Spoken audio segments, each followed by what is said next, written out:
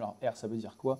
Ça veut dire pollution atmosphérique, changement climatique, impact sanitaire et énergie renouvelable. Le parcours, c'est parcours R. Le nom du master, c'est ville et environnement urbain. On ne parle pas que de la ville, on parle vraiment des relations entre les êtres humains et l'environnement au sens large. Les matières qui sont enseignées, les connaissances fondamentales qui sont enseignées, ça porte sur le changement climatique, ça porte sur la transition énergétique. On parle de tous les risques naturels liés à l'atmosphère, donc les feux de forêt, les inondations, l'érosion des sols. Ensuite, il y a une partie d'enseignement plus, on va dire, réglementaire, puisque les sociétés sont contraintes de s'intéresser à l'environnement, même si moralement tout le monde s'y intéresse, mais on est contraint juridiquement de s'y intéresser par les lois. Et donc il y a des cours de droit d'environnement, des cours de risques naturels.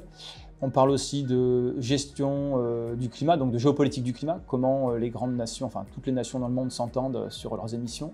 Et enfin, il y a toute une partie sur les outils également, puisque les étudiants ont besoin d'un savoir-faire technique, c'est avant tout avec ça qu'ils arrivent à s'insérer dans la vie professionnelle.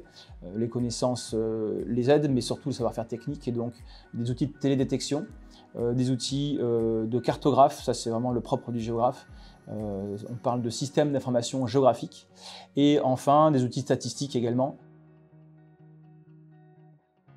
Ça leur permet d'avoir des compétences robustes et des chiffres à avancer et un raisonnement scientifique sur ces thématiques-là qui sont d'actualité. Et donc ce master-là leur permet vraiment, outre de s'informer sur ce qui peut être peut-être leur passion, mais aussi de devenir vraiment très compétents sur ces questions-là et pouvoir se faire entendre après par le reste de la société. Ça peut intéresser des bureaux d'études, des entreprises privées, des collectivités territoriales à l'échelle locale ou moins locale. Et puis ensuite, il y a toutes les entreprises privées sont contraintes aujourd'hui par la loi, par exemple, de faire leur bilan carbone, abaisser leur niveau d'émission de CO2, autres gaz à effet de serre.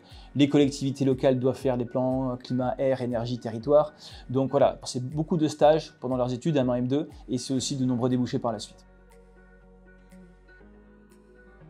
C'est un bac plus 4, donc il faut avoir une licence ou équivalent, bac plus 3.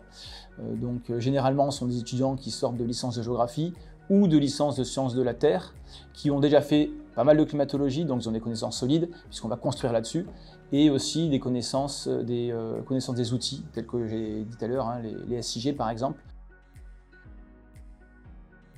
C'est pour les gens qui sont passionnés par les questions environnementales, qui veulent en savoir plus évidemment pour eux, mais aussi pour pouvoir diffuser plus largement ce message dans la société.